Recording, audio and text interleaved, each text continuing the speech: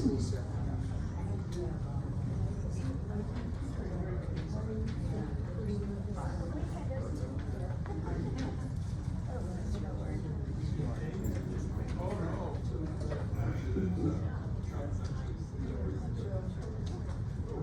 We're going to start in a few minutes. I want to thank you all for coming. James Thurber is always fun. You may not know what this is. This is a flip phone. This is the closest I get to social media. If you have one of these or anything remotely exotic like this, like Larry's, may I use show and tell? If you have one of these or one of these, please turn them off. Okay? Thank you very much. We're going to try something new tonight. We're going to actually close the lights in the pack, and we're going to try to create more of a theatrical experience if it works. Once again, every time we are together, there's something new.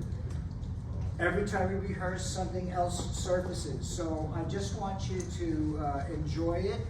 The next production will be in January, and it'll be a second installment of Thurber Carnival. Ladies and gentlemen, enjoy yourselves. If I can figure that out. The Moth and the Star. A young and impressionable moth once set his heart on a certain star. He told his mother about this, and she counseled him to set his heart on the bridge lamp instead. Stars aren't the thing to hang around. Lamps are the thing to hang around. You get somewhere that way, said the moth's father. You don't get anywhere chasing stars. But the moth would not heed the words of either parent. Every evening at dusk, when the star came out, he would start flying toward it. And every morning at dawn, he would crawl back home, worn out with his vain endeavor.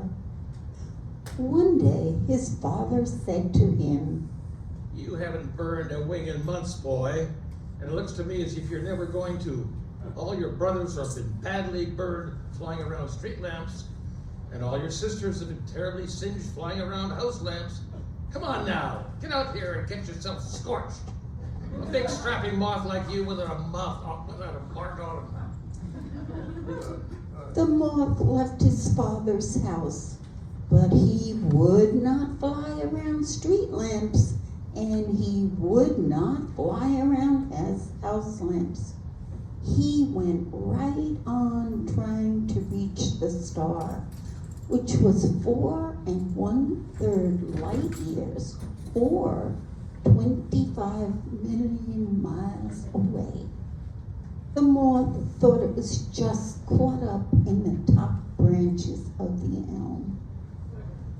He never did reach the star, but he went right on trying, night after night. And when he was a very, very old moth, he began to think that he had really reached the star, and he went around saying so. This gave him a deep and lasting pleasure, and he lived to a great old age. His parents and his brothers and his sisters had all been burned to death when they were very young. Moral: he who flies afar from the sphere of our sorrow is here today and here tomorrow.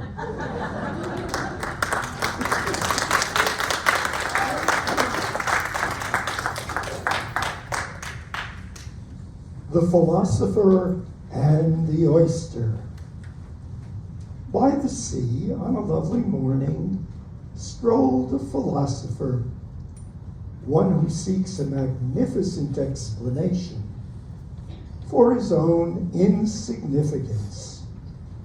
And there he came upon an oyster lying in its shell upon the sand. It has no mind to be burdened by doubt, no fingers to work to the bone. It can never say, my feet are killing me. It hears no evil, sees no television, speaks no folly. It has no buttons to come off, no zipper to get caught, no hair or teeth to fall out. The philosopher sighed a deep sigh of envy. Oh, it produces a highly lustrous concretion of great price or priceless when a morbid condition obtains in its anatomy, if you could call such an antic, anomalous amorphousness anatomy. The philosopher sighed again and said, oh, would that I could wake from delirium with a circlet of diamonds upon my fevered brow. Would, moreover, that my house were my sanctuary, as sound and secure as a safe deposit vault.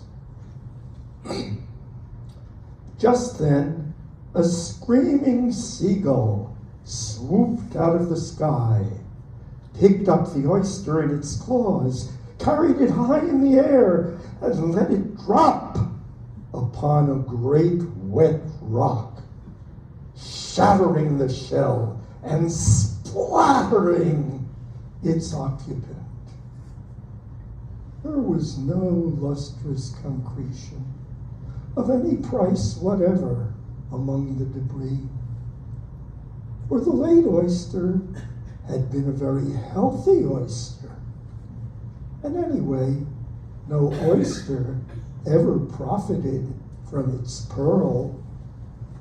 Morals: count your own blessings and let your neighbor count his. Where there is no television, the people also perish.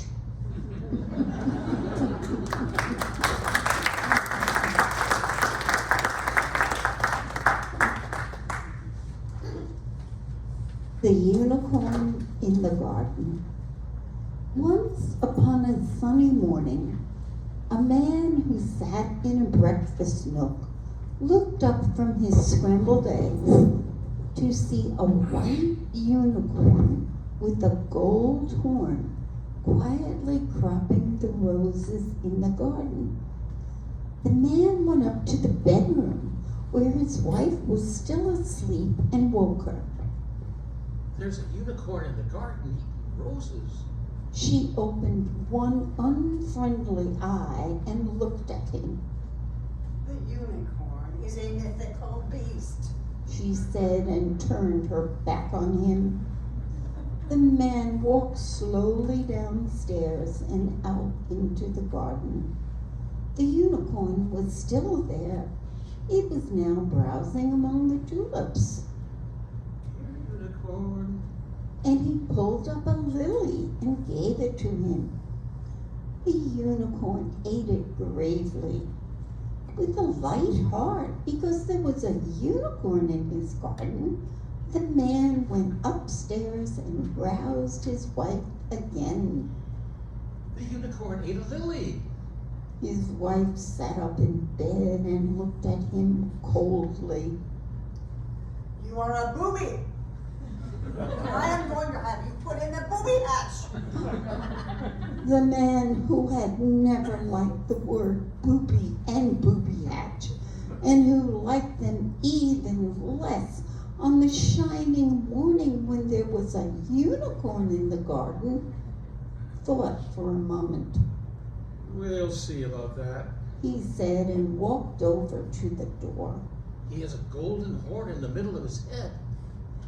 He then went back to the garden to watch the unicorn. But the unicorn had gone away. The man sat down among the roses and went to sleep.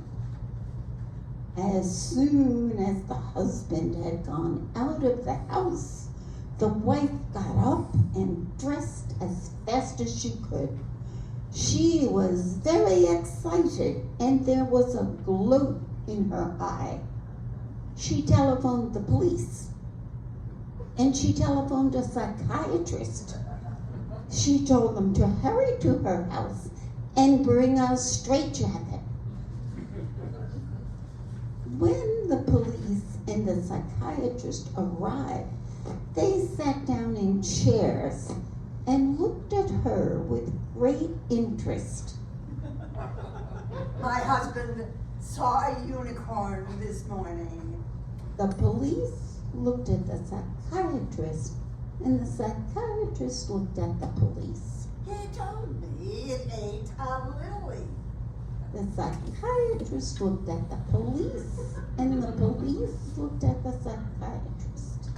He told me it had a golden horn in the middle of his forehead. At a silent signal from the psychiatrist, the police leapt from their chairs and seized the wife.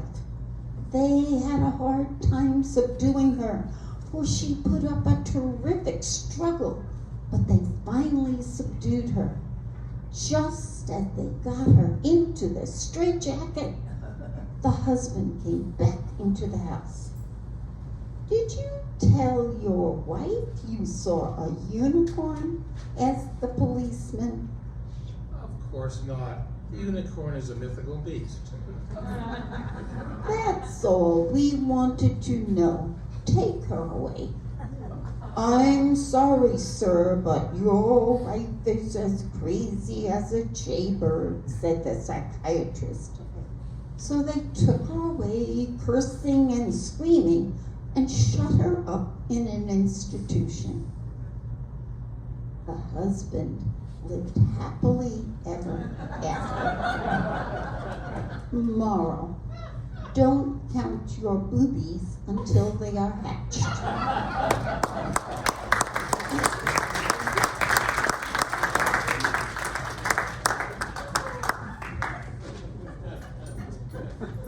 The little girl and the wolf.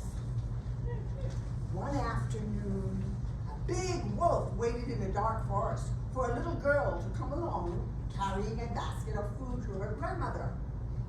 Finally, a little girl did come along, and she was carrying a basket of food. "Are you carrying a basket to your grandmother?" asked the wolf. Well, the little girl said yes, she was. So the wolf asked her where her grandmother lived, and the little girl told him, and he disappeared into the wood. When the little girl opened the door of her grandmother's house, she saw that there was somebody in bed with a nightcap and a nightgown on. She had approached no nearer than 25 feet from the bed when she saw that it was not her grandmother, but the wolf. For even in a nightcap, a wolf does not look any more like your grandmother than the Metro Golden Lion looks like Calvin Coolidge. So the little girl took an automatic out of her basket and shot the wolf dead. Moral: it's not so easy to fool little girls nowadays as it used to be.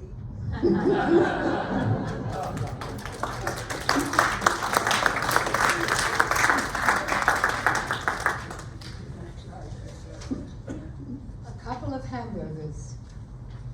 It had been raining for a long time. A slow, cold rain falling out of iron-colored clouds. They'd been driving since morning, and they still had 130 miles to go. It was about 3 o'clock in the afternoon. "I'm getting hungry." He turned his eyes off the wet, winding road for a fraction of a second. "We'll stop at old dog wagon." She shifted her position irritably. "I wish you wouldn't call them dog wagons." He pressed the klaxon button and went around the slow car. "That's what they are, dog wagons." Decent people people call them diners. Even if you call them diners, I don't like them. He speeded up a hill. They have better stuff than most restaurants. Anyway, I want to get home before dark, and it takes too long in a restaurant. We can stay our stomachs with a couple of hamburgers. She lighted a cigarette, and he asked her to light one for him. She lighted one deliberately and handed it to him. I wish you wouldn't say stay our stomachs. You know, I hate that.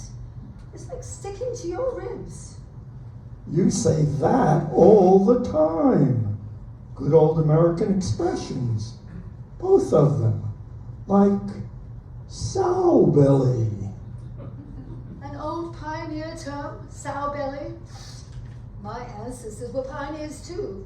You don't have to be vulgar just because you're a pioneer. Your ancestors never got as far west as mine did.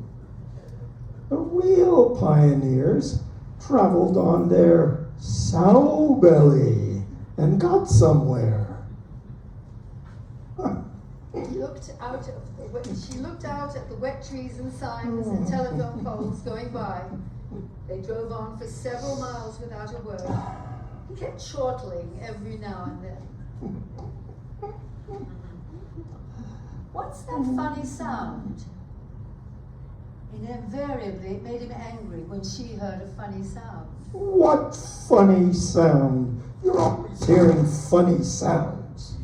That's what you said when the bearing burned out. You'd never have noticed it if it hadn't been for me. I noticed it all right. Yes, when it was too late. She enjoyed bringing up the subject of the burned out bearing whenever he got to chortling. It was too late when you noticed it, as far as that goes.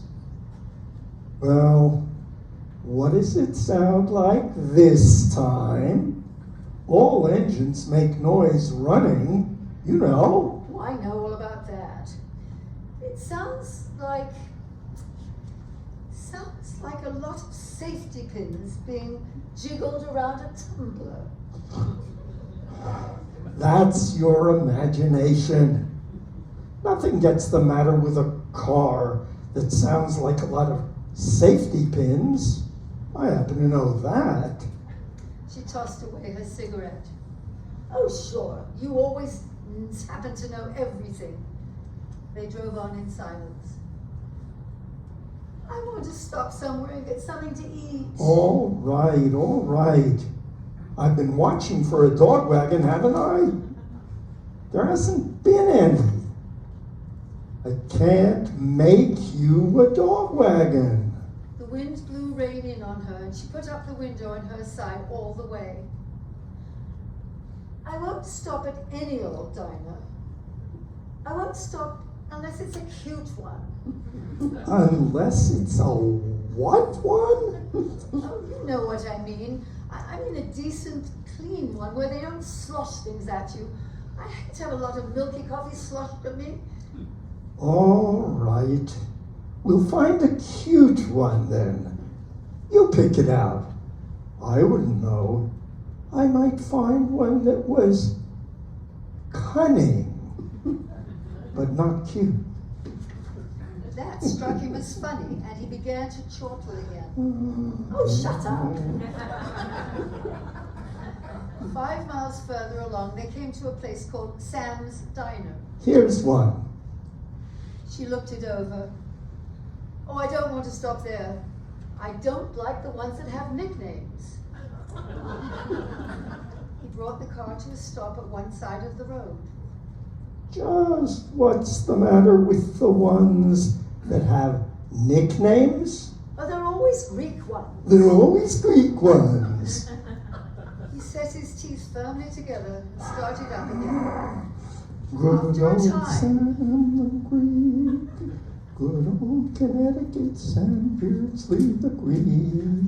You didn't see his name. Winthrop then. Old Samuel Cabot Winthrop, the Greek dogged man. He was getting hungry.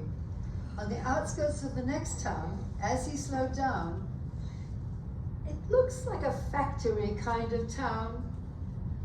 He knew that she meant she wouldn't stop there. They drove on through the place. She lighted a cigarette as they pulled out into the open again. He slowed down and lighted a cigarette for himself. Factory kind of town. It was 10 miles before they came to another town. Torrington. Happen to know there's a dog wagon here because I stopped in it once with Bob Cummins. Damn cute place too, if you ask me. I'm not asking you anything. You think you're so funny. I think I know the one you mean. It's right in the town. It sits at an angle from the road. They're never so good for some reason. He glared at her and almost ran up against the curb.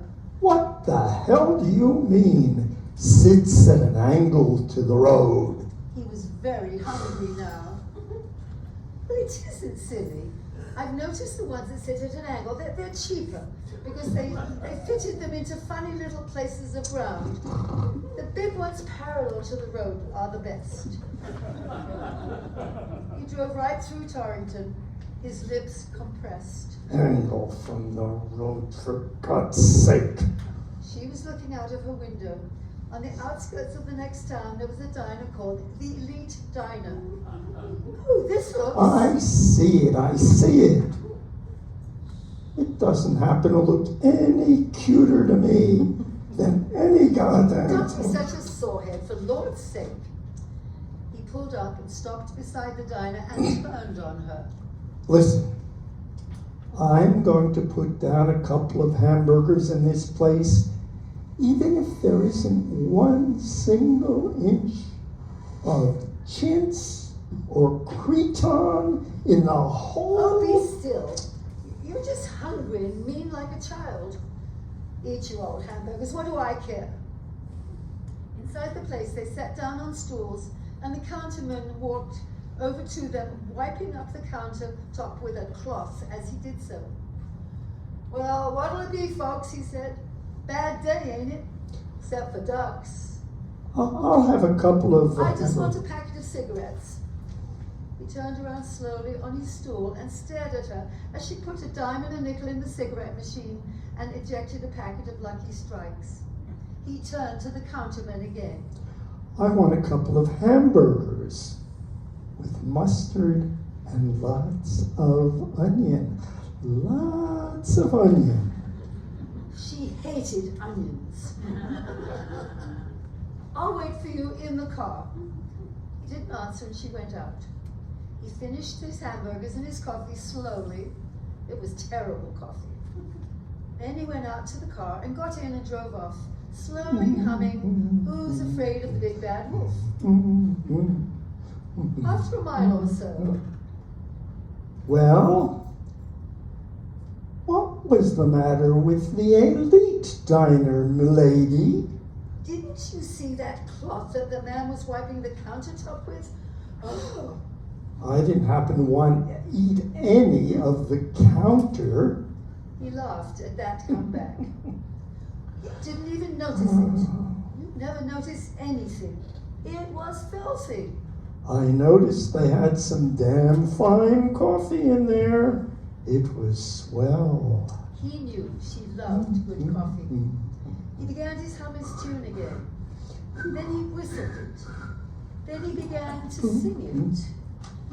She did not show her annoyance, but she knew that he knew she was annoyed. The big bad wolf. Will you be kind enough to tell me what time it is? Big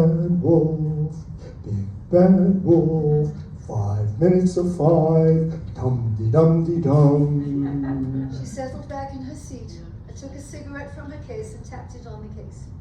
I'll wait till we get home, if you'll be kind enough to speed up a little. He drove on at the same speed. After a time, he gave up the big bad wolf, and there was deep silence for 2 miles. Suddenly, he began to sing very loudly. H-A-double-R-I-G-A-N spells hurricane. She gritted her teeth. She hated that worse than any of his songs, except Barney Google. He would go on to Barney Google pretty soon, she knew. Suddenly, she leaned slightly forward. The straight line of her lips began to curve up ever so slightly. She heard the safety pins in the tumbler again. Only now they were louder, more insistent, ominous. He was singing too loud to hear them. Is a name that Jane has never been connected with. Harrigan, that's me. She relaxed against the back of the seat, content to wait.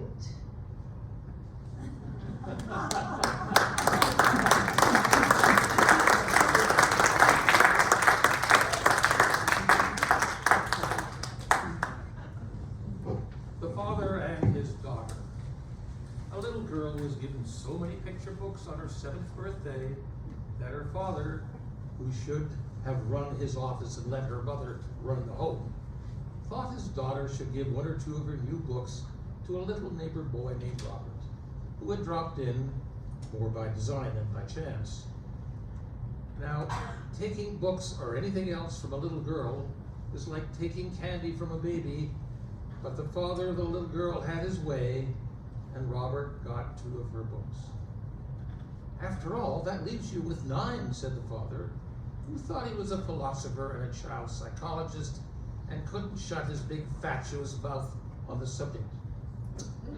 A few weeks later, the father went to his library to look up father in the Oxford English Dictionary to feast his eyes on the praise of fatherhood through the centuries. But he couldn't find volume F to G.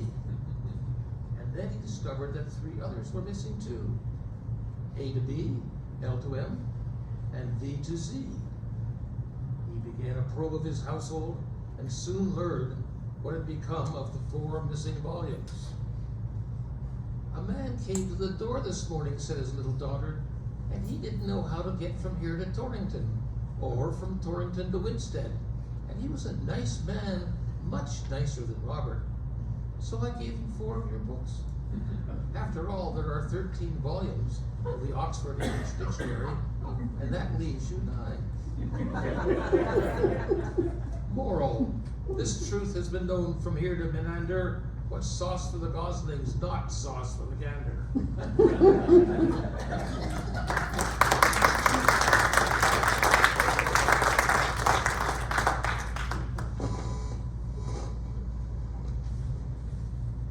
The Macbeth murder mystery. It was a stupid mistake to make. The little 6-penny ones, you know, with the paper covers. And I supposed, of course, it was a detective story. All the others were detective stories. I'd read all the others, so I bought this one without really looking at it carefully. You can imagine how mad I was when I found out it was Shakespeare. I don't see why Penguin Books people have to get out Shakespeare plays in the same size and everything as detective stories. I think they have different colored jackets. Well, I did notice that. Anyway, I got real comfy in bed at night and all ready to read a good mystery story. And here I had The Tragedy of Macbeth, a book for high school students, like Ivanhoe. Or Lorna Doone. Exactly. And I was just crazy for a good Agatha Christie mystery or something. Hercule Poirot is my favorite detective. Is he the rabbity one? Oh no, he's the Belgian one. You're thinking of Mr. Pinkerton, who helps Inspector Bull. He's good. On the second cup of tea, the American began to tell the plot of the detective story that had fooled her completely. Tell me, did you read Macbeth? I had to. There wasn't a scrap of anything else to read in the whole room. Did you like it? No, I did not. In the first place, I don't think for a moment that Macbeth did it. Did what? I don't think for a moment that he killed the king. I don't think that Macbeth woman was mixed up in it either. You suspect them the most, of course, but those are the ones who are never guilty, or shouldn't be anyhow. I'm afraid that I... But don't you see, it would spoil everything if you can figure it out right away who did it. Shakespeare was too smart for that. I've read that people never have figured out Hamlet, so it isn't likely that Shakespeare would have made Macbeth as simple as it seems. Whom do you suspect? Macduff. Good God. Oh, Macduff did it all right. Hercule Poirot would have gotten him easily. Well, how did you figure it out? Well, I didn't right away. At first, I suspected Banquo.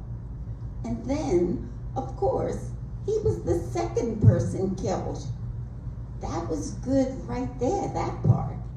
The person you suspect of the first murder should always be the second victim. Is that so? Oh, yes, they have to keep surprising you. Well, after the second murder, I didn't know who the killer was for a while. Well, how about Malcolm and Donalbain, the king's sons?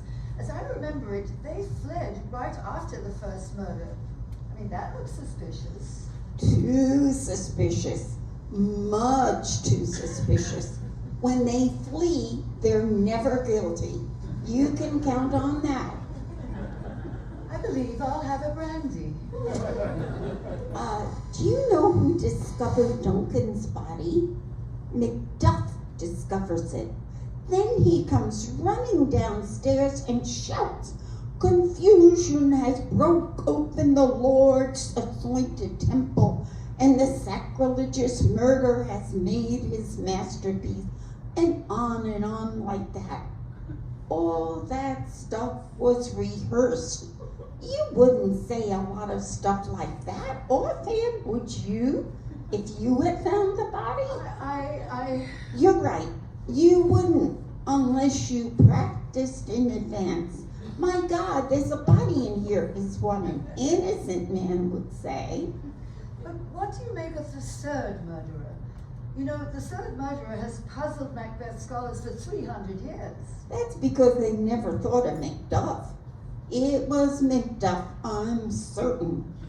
You couldn't have one of the victims murdered by two ordinary thugs.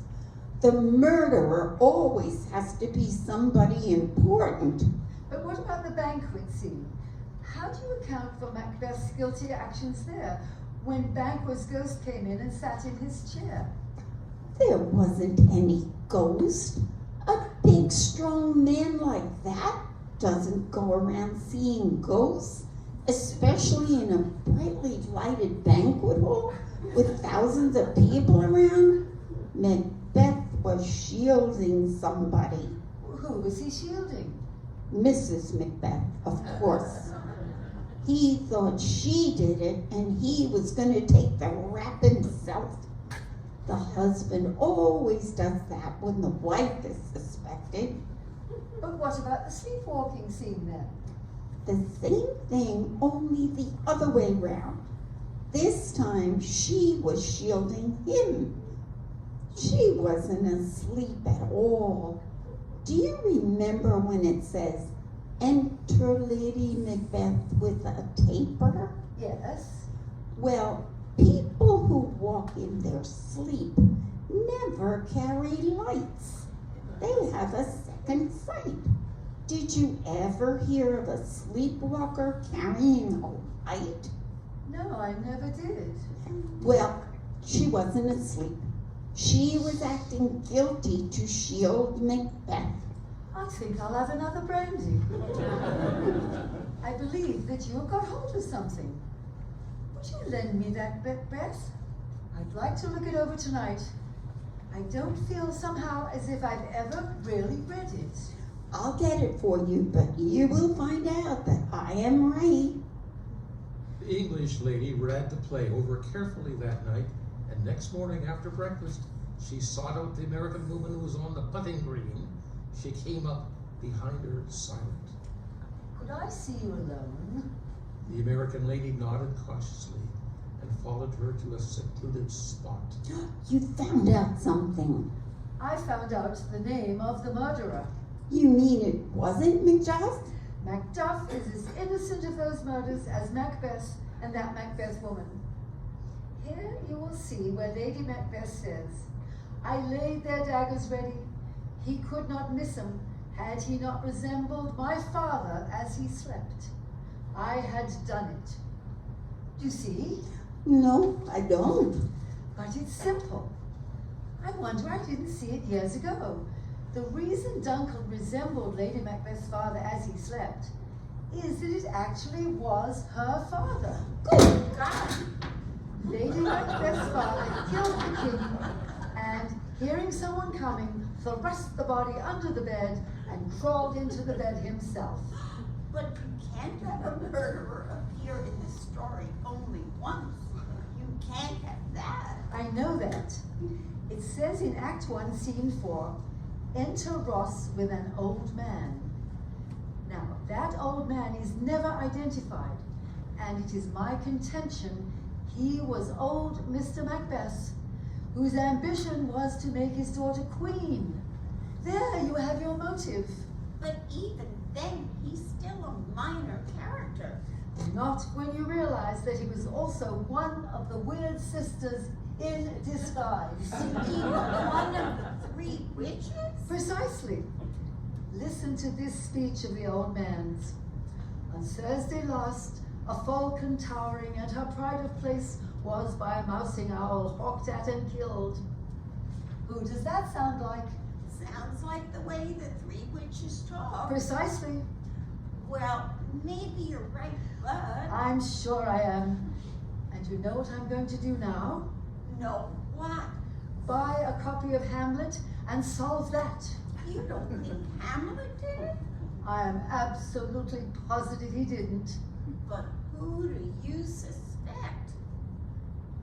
Everybody. And she disappeared into a small grove of trees as silently as she had come up.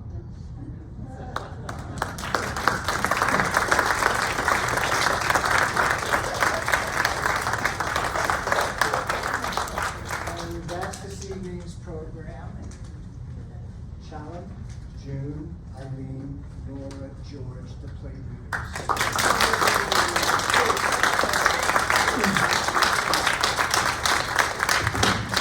We're gonna turn these lights back on now.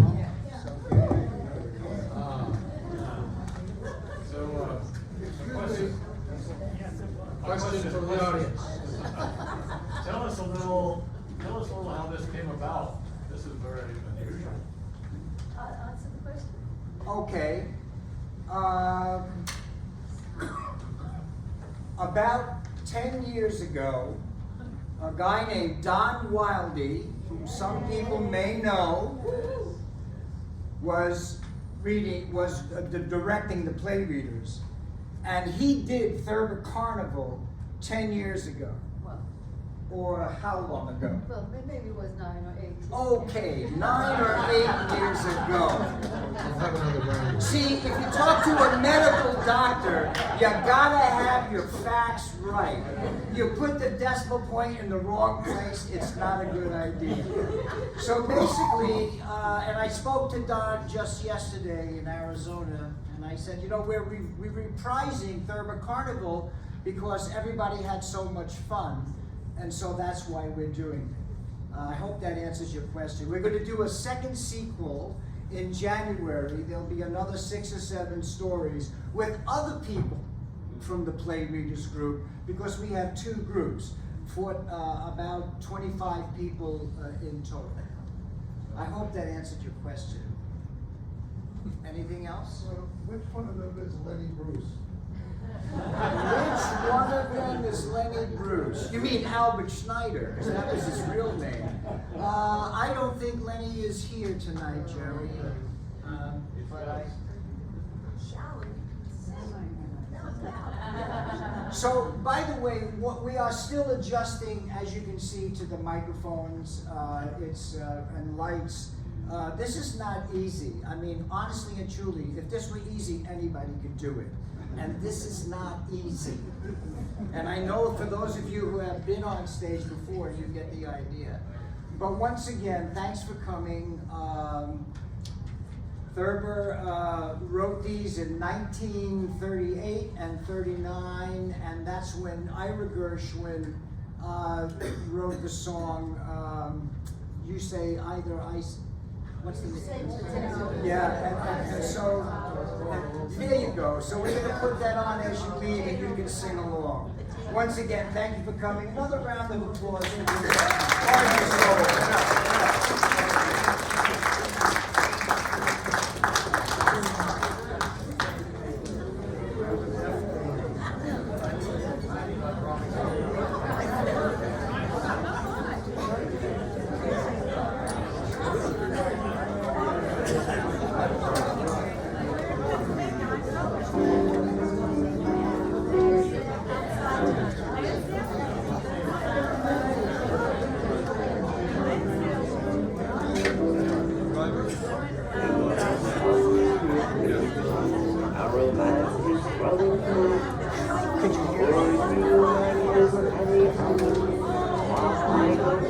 Thanks for coming.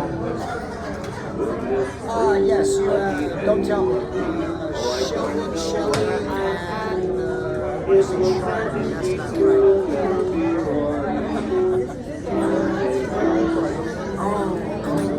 Ruth, but you did come. You did come to the Playreaders once, because I remember writing your papers. Right. Okay, well, thanks for coming. Let's follow the whole thing up. You like potatoes, I like potato. You like potato, I like tomato. Potato, tomato, let's follow the whole thing up. If we follow the whole thing off, then it's off. If we have a party, then that might break my heart. So if you like pajamas and I like pajamas, I'll wear pajamas and hot pajamas. Oh, so you need them so you better call it falling apart. Let's all the whole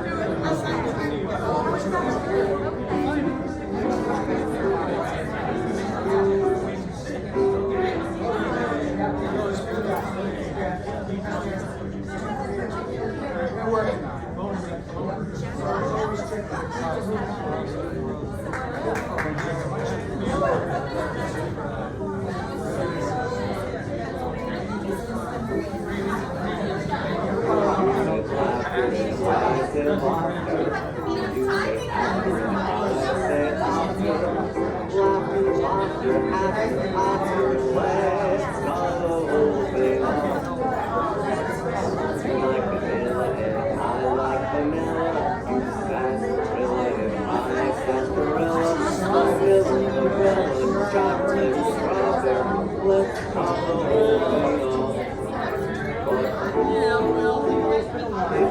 the whole thing off,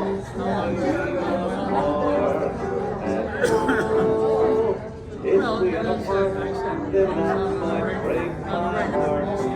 So if you go voices and I go for oysters, I'll put a voices and cast for the oysters. For we know we need each other so, better call the calling off. Let me lower this. So that's how the whole thing off.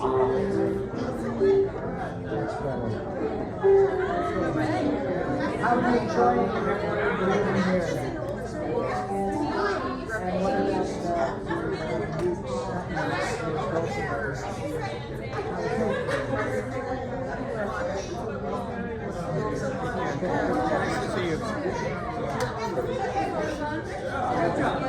your jacket is here. Oh my God, look, the service. Thank you so much. We know who doesn't really.